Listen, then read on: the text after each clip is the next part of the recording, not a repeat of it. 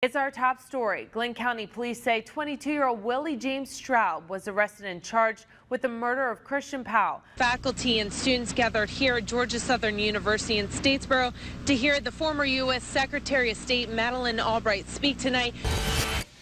The double murder case against 4 Fort Stewart soldiers is anything but typical. They're accused of everything from murder to domestic terrorism and threats against the president. Johnny West has appeared in this Chatham County courthouse dozens of times, and here are his charges, all 4 pages of them.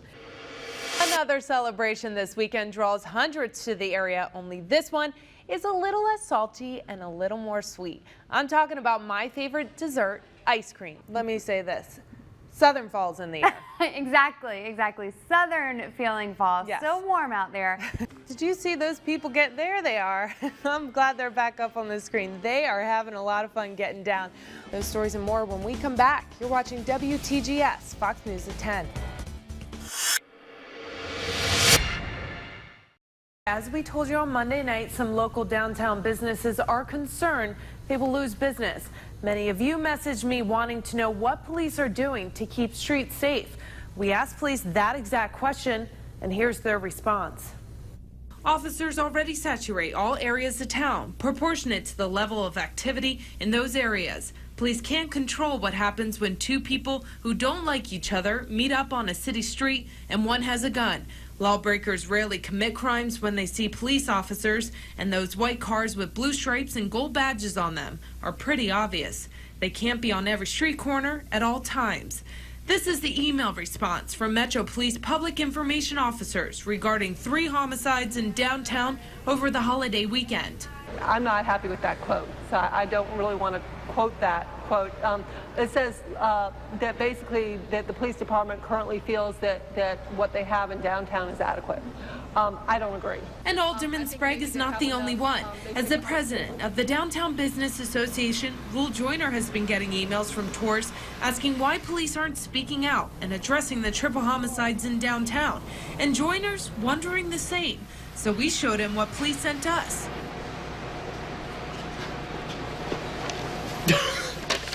What I read, it's a little troubling. I hope that cooler heads are going to step back and see how serious it is, reevaluate the situation. Our attitude needs to be that it's going to be fixed, we're going to work on it, and we won't retreat from it. We came to River Street with this quote from Metro Police to find out what tourists and business owners have to say. We got mixed reviews. I think their response is fair. You know, they do have a lot of cars down here in circulation, and they can't be everywhere all at once. You know, that's very understandable. And they're right, you know, if these kids want to get in trouble, they're going to find it. It doesn't matter. Metro Police also maintain that this was an isolated incident, citing that the last shooting on River Street was on July 4th, 2009. But still, at least one business owner says they feel this response was not enough. I actually feel worse. They don't want to take blame for it. I mean, I'm not saying it's completely their fault, but they need to do what they need to do. That's what their job is. That's what they're there for, is to protect the people. This afternoon, the chief notified us that he will meet us tomorrow to discuss the 3 homicides over the Labor Day weekend. Come on in here, give yourselves a great big round of applause. The Midway Lemonade girls just got a bit sweeter. 3 Georgia peaches making national headlines in New York City. And we're bringing you the behind-the-scenes look. Welcome back to the Choose All-American Meals. In Midway, Georgia, these girls weren't allowed to sell their lemonade. Well, I think they symbolize something that we wanted to put a spotlight on.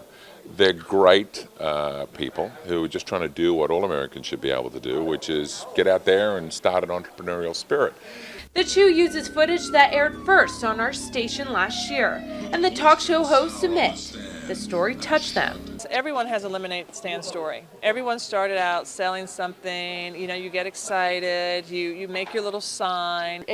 First of all, it brought back a ton of memories of when I was a kid. And I have 2 sisters as well, so it was like seeing the 3 girls together was kind of fun. And when we would have lemonade stands, and we would go out and try to do things together. The ABC cooking show put their own spin on the girls' lemonade recipe. Right now, we're going to change their lemonade. And the biggest surprise yet came at the end. We're honored to present each of you a check for $5,000 towards your college fund. Christy,